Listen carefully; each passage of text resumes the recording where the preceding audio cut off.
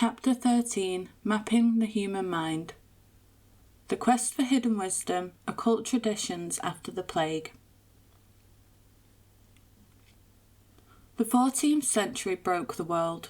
In the aftermath of the Black Death, as mass graves filled the landscape and the echoes of unanswered prayers hung heavy in the air, a profound void opened in Europe's collective consciousness.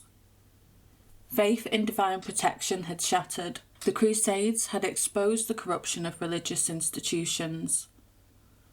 Science was not yet strong enough to offer any answers, and philosophy was still more dream than defence.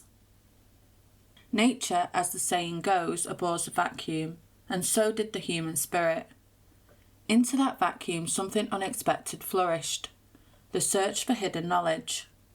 Not merely superstition, but a complex and often sophisticated attempt to rebuild understanding. Systems like alchemy and astrology didn't just offer comfort, they provided symbolic coherence, weaving trauma, mystery and meaning into a framework that felt less brittle than the old certainties. In a world where death had arrived without reason, these traditions promised that perhaps there was a deeper pattern, if only one knew how to read the signs. Alchemy, astrology, mystical Christian thought, all of these currents began blending and reshaping themselves, forming the foundations for spiritual movements that would carry hidden truths forward, not through sermons, but through symbol, ritual, and the quiet conviction that knowledge itself could be a form of salvation. The science of spiritual transformation. In the twilight years of the 14th century, a quiet revolution was taking place in the smoky workshops of Europe. The air hung heavy with the scent of oils and burning wood. Manuscripts filled with cryptic symbols and strange diagrams lay scattered across worn wooden tables. Glass vessels bubbled and hissed over flickering flames. Copper instruments glinted dully in the firelight as lone alchemists moved with slow, careful precision. Adjusting heat, murmuring invocations drawn from texts passed down like heirlooms. To the untrained eye, it looked like primitive chemistry. But to the alchemist, every stage of the process was sacred. Every colour shift, every whisper of steam mirrored a step on the soul's journey towards perfection. When we hear the word alchemy today, it often conjures images of eccentric medieval tinkers, endlessly trying and failing to turn lead into gold. But to dismiss it as foolishness is to miss its true heart. Alchemy was not just an early form of chemistry, it was a profound system of thought, a symbolic roadmap for transformation, not just of matter, but of the self. The philosopher's stone was never just about making gold, it was about wholeness. It represented the unification of opposites, the merging of spirit and matter, male and female, darkness and light. Alchemy wasn't simply a physical art, it was a spiritual pilgrimage, hidden in the language of metals and fire. The stages of alchemy, calcination, dissolution, separation, conjunction, fermentation, distillation, and coagulation, weren't just chemical procedures. They described an internal process of death, purification, and rebirth. A king and queen bathing together in an old manuscript didn't simply illustrate sulphur and mercury combining, it spoke of the inner union of masculine and feminine forces within the psyche. A phoenix rising from the ashes was a map of the soul's resurrection after spiritual crisis. Centuries later, Carl Jung would recognise alchemy as an early form of depth psychology, a structured method for navigating the unconscious long before anyone had a word for it. After the plague shattered trust in traditional religious institutions, many sought new ways to find meaning. Alchemy offered something radical, direct personal engagement with transformation, unmediated by priest or pope. Through careful observation, experimentation, and inner work, practitioners could seek universal truths themselves, a revolutionary notion in a world still chained to religious authority. In the aftermath of collapse, alchemy wasn't just about transmuting metals. It was about transmuting despair into meaning, fragmentation into wholeness, and trauma into wisdom. Sanctuaries for forbidden knowledge. In the fractured landscape of post-plague Europe, as traditional institutions struggled to reassert their authority, quieter revolutions were taking root. Hidden networks began to form, communities devoted to preserving and exploring knowledge that lay outside the reach of official doctrine. Among the most famous were the remnants of the Knights Templar. Officially formed to protect pilgrims travelling to the Holy Land, the Templars had accumulated not just wealth but knowledge, gathered through contact with Islamic, Jewish and Eastern scholars. When brutally suppressed in 1307, their surviving members carried fragments of this wisdom underground. In the centuries that followed, new organisations emerged from the shadows. Groups like the Rosicrucians and early Freemasons wove together Hermetic philosophy, Kabbalistic mysticism, alchemical teachings, and mathematical principles into vast symbolic systems that bypassed traditional religious frameworks. Their meeting places were more than social clubs. Masonic lodges adorned with geometric patterns, astronomical diagrams, and architectural tools mapped out entire cosmologies, based not on scripture alone but on natural law and universal principles. Knowledge became a secret language. Hidden encoded gestures, veiled metaphors, and intricate initiatory rites, decipherable only to the few. These underground currents didn't only preserve forbidden ideas, they created alternative social structures in a world where plague and war had shattered old bonds. In the lodges, one's birth mattered less than one's dedication to learning and secrecy. In the mysteries, status was conferred through mastery, not inheritance.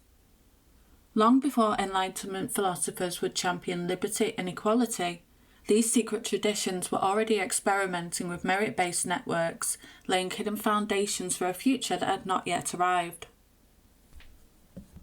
The rediscovery of Hermeticism. In 1463, something remarkable arrived in Florence, a collection of Greek texts known as the Corpus Hermeticum.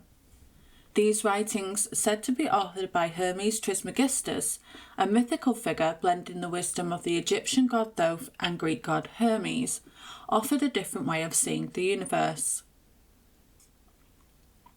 The timing could not have been more perfect. In a world still reeling from the traumas of the plague and war, these ancient texts spoke of a hidden connection between all things, of a cosmos alive with meaning, pattern and purpose. At the heart of Hermetic thought was its radical idea, as above, so below. The microcosm mirrors the macrocosm. What happens among the stars echoes within the human soul. Consciousness shapes reality. For Renaissance thinkers, this was electrifying. Hermeticism didn't reject religion, it reimagined it. Knowledge became a sacred quest, not merely a submission to divine will. Study nature, and you weren't just learning facts, you were decoding the mind of God. This idea that the universe operated through symbolic correspondences and that human beings could participate in its unfolding lit a fire under Renaissance creativity. Leonardo da Vinci's endless sketches of water vortices, anatomy and celestial motion weren't idle studies, they were hermetic explorations, attempts to map the hidden patterns woven through our life. Unlike medieval Christianity, which often emphasised human frailty and sin, Hermeticism suggested that humanity was a reflection of the divine, flawed, yes, but capable of ascent through understanding. It was a philosophy of dignity and potential, offering a bridge between faith and reason at exactly the moment Europe needed it most.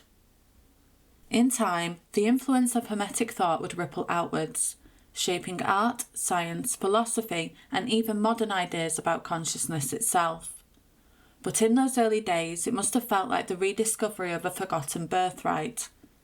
A quiet reminder that even in chaos, meaning could be found, if you knew where to look. The war between knowledge and power. As alternative knowledge systems gained popularity, they created tension with established authorities.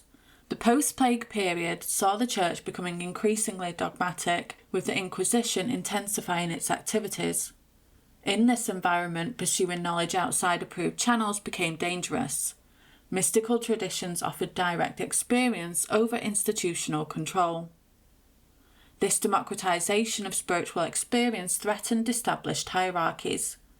The elaborate symbols, ciphers, and coded texts used by alchemists and Hermetic philosophers served as practical defensive mechanisms against persecution.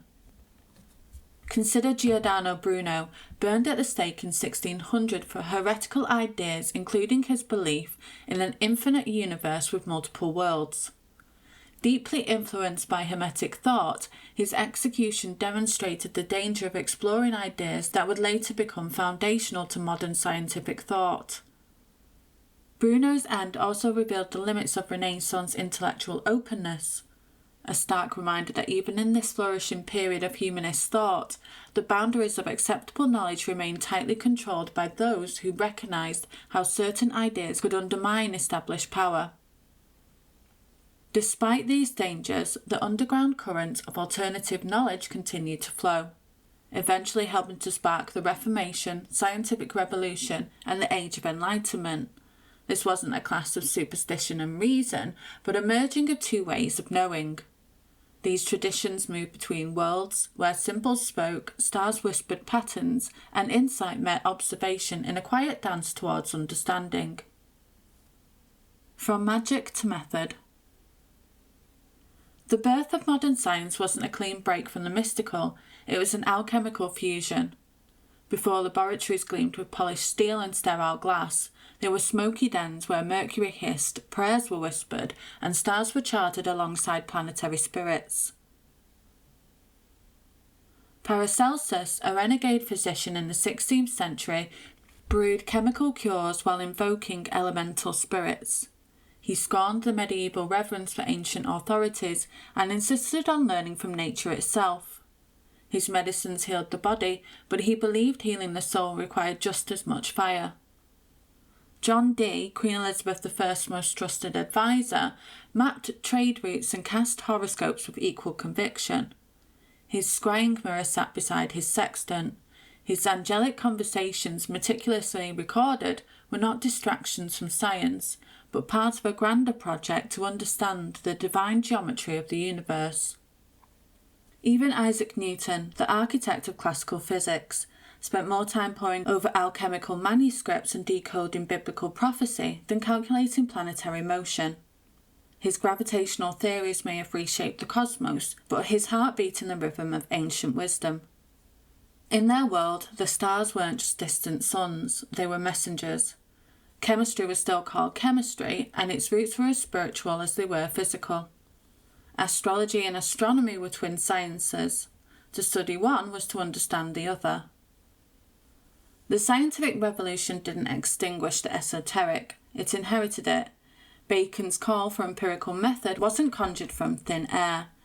It echoed the observational rigour of alchemists, the structured experimentation of occult healers, the symbolic precision of Hermetic thinkers. The mystical scaffolding was stripped away over time, but the architecture remained. What we now call science was once a spell, spoken in the language of symbols, refined in the crucibles of fire, and revealed to those who dared to look beyond the veil. And as Europe emerged from the shadow of plague and war, that spell began to shimmer through the hands of artists, philosophers, and mystics alike. This was not just a return to classical knowledge, it was a quiet awakening of something deeper. The hidden Renaissance. While mainstream history often frames the Renaissance as a return to classical learning and rational inquiry, it was also a hidden renaissance of esoteric thought. The great figures of the era weren't neatly divided into rational scientists and irrational mystics. They lived in a world where knowledge was still a tapestry of the visible and invisible. Marsilio Ficino translated Plato with one hand and cast astrological charts with the other. Giordano Bruno mapped stars while weaving cosmic magic into his theories. Even Leonardo da Vinci, so often painted as the epitome of empirical observation, filled his notebooks with alchemical symbols and Hermetic ideas. For the Renaissance mind, there were no hard borders between science, magic, and philosophy, only different roads leading to the same mysterious truths. Wisdom was wherever you dared to seek it, in ancient scrolls, in the swirling pattern of the stars, in the careful dissection of a human body, or in the secret correspondence between numbers and nature. The idea of dividing knowledge into separate, rigid categories, science here, faith there, art somewhere else, would only come later with the cooler logic of the Enlightenment. In the Renaissance, it was still one grand interwoven search for meaning. Esoteric knowledge never truly disappeared from Western civilization. It continued to shape the evolution of belief by offering alternative frameworks that balance faith, science, and philosophy. This underground current adapted to changing circumstances, sometimes going deeply underground during periods of repression, sometimes emerging to influence mainstream thought during periods of greater openness. We can trace this hidden tradition throughout history. It re-emerged in formal Freemasonry during the Enlightenment, influenced Romantic thought through figures like Goethe, shaped Theosophy in the 19th century, influenced depth psychology through Jung's work, and continues to evolve in quantum mysticism and modern New Age movements. The legacy of hidden knowledge. The emergence of occult traditions after the Black Death reveals something fundamental about human nature. When established belief systems fail, people don't abandon the search for meaning, they rebuild it.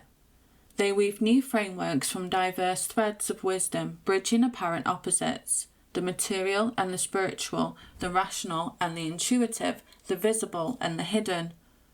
These traditions offered more than mystical escape. They proposed that understanding the cosmos required not just external observation, but inner transformation.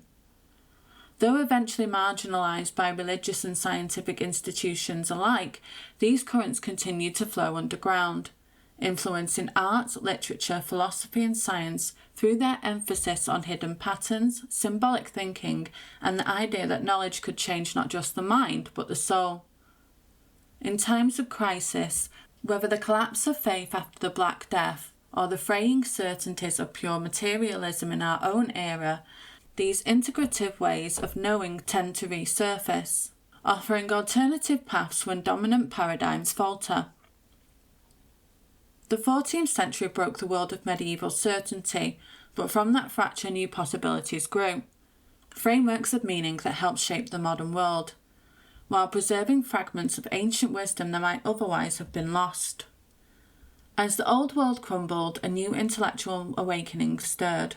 The flame of ancient thought was rekindling, and with it, a humanist drive to reclaim, rebuild, and reimagine.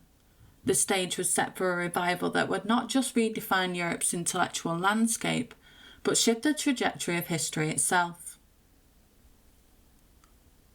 Thank you for listening to Beyond the Narrative.